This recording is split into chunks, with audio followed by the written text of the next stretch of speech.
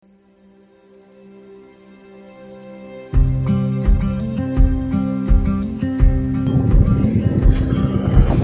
বন্ধুরা, তো আজকে নিয়ে এসেছি ছোট্ট একটা ভিডিও এই বছরের অম্বাবুচি মেলার।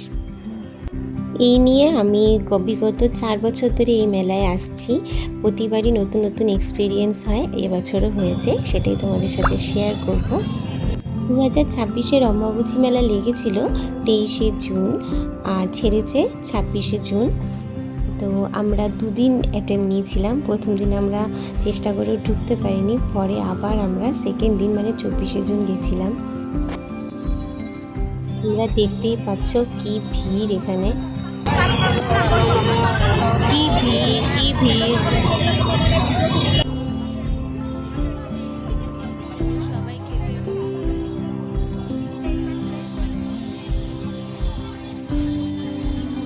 দূর দূরান্ত থেকে এমনকি বিভিন্ন দেশ থেকে এই মেলায় অংশগ্রহণ করতে প্রতি বছর প্রচুর মানুষ আসে আশীর্বাদে। আমরাও এসেছিলাম, বাট আমাদের একটাই ব্যাপার হচ্ছে সন্ধ্যা হয়ে যায়, কারণ অফিস থেকে আসার পরে আমরা যাই, তো 6টায় গেট বন্ধ হয়ে যায়। দৌড়ে দৌড়ে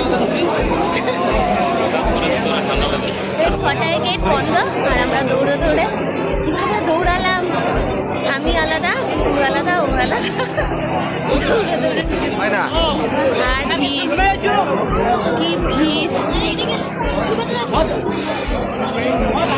ব্লগের শুরুতেই তোমাদেরকে বললাম এখানে আসলেই আমার কিছু একটা এক্সপিরিয়েন্স হয়। তো এবার যেটা হয়েছিল, দৌড়ে দৌড়ে এই মেলায় ঢোকা। পিছনে দেখছি ভিড়।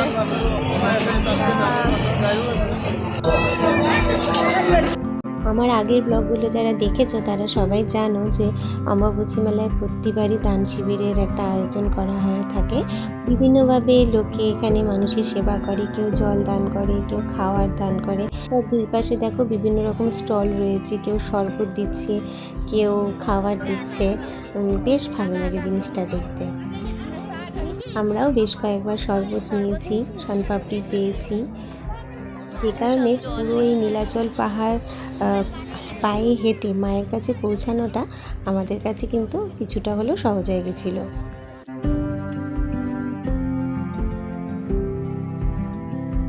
কামাখ্যায় মায়ের দর্শনে এসেছি, মাথায় একটা লাল ফেটটি, আর এই টিপ না দিলে ঠিক যেন চলার পথে এনার্জিটা পাওয়া যায় না। তাই অনেকক্ষণ ধরে খোঁজার পরে এই দাদুর কাছে আমরা টিপটা লাগিয়ে নিই।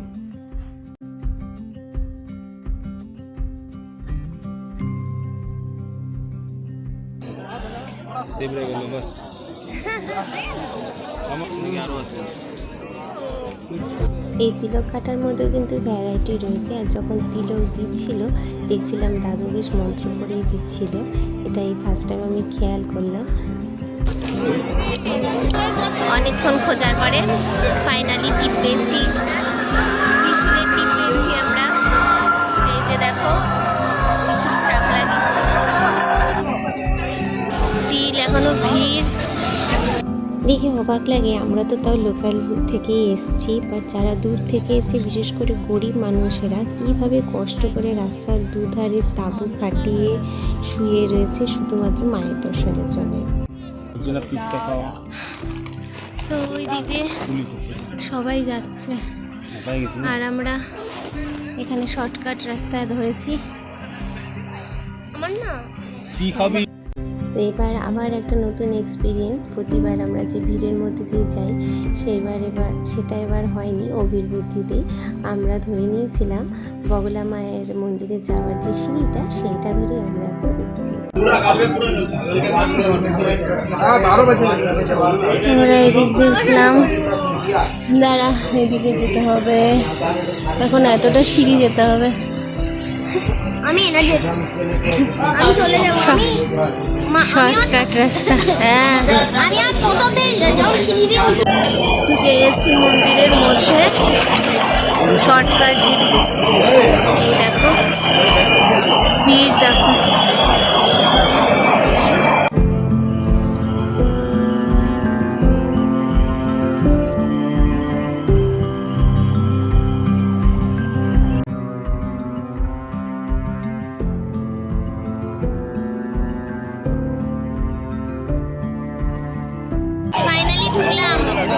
ঢুকলাম। কষ্ট হয়েছে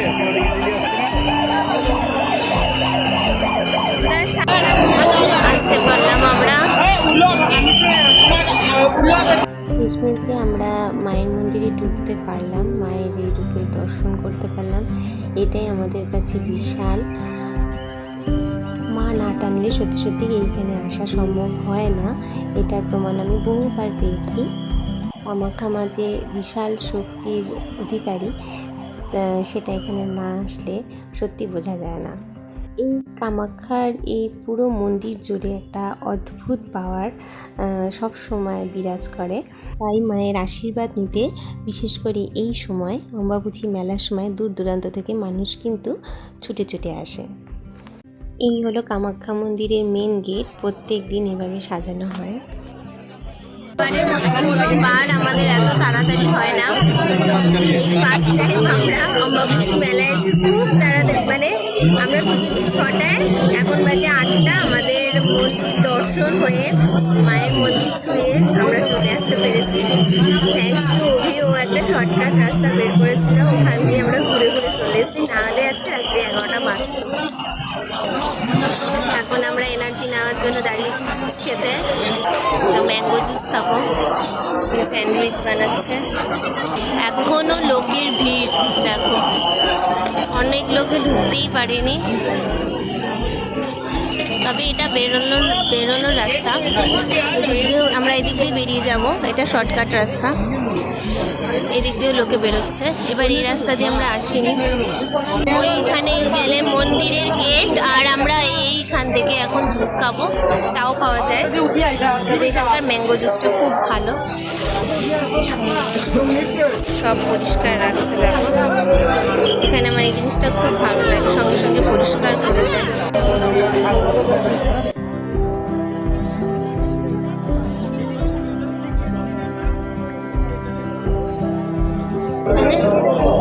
বসেছে, ঠিক লাগছে? দাঁড়া, জুসটা খেলে ঠিক লাগবে। আমরা এখন ম্যাঙ্গো জুস খাচ্ছি, খুব ভালো জুসটা, ফেভারিট জুস।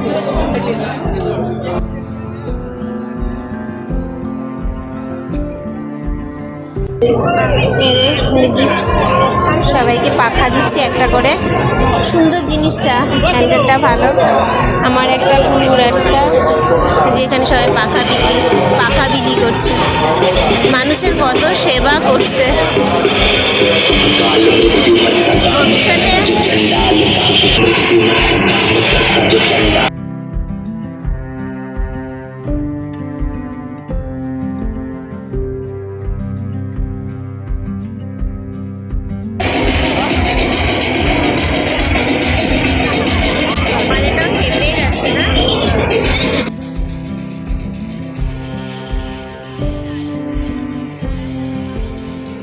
ছিল আলাদা, আর এখন আমরা বেরোনোর পথে, আর বেরোনোর লাইনের দিকেও দেখো কত ভিড়, মানুষ গিজ গিজ করছে। আমাদের হেলমেটটা হারিয়ে গেছে, না এখানে বললাম আমাদের হেলমেটটা হারিয়ে গেছিল, অভি গেছিল আনতে এই ভিড়ের মধ্যে, ফাইনালি পাওয়া গেছে। পেয়েছে। কোথায় ছিল? দোকানে।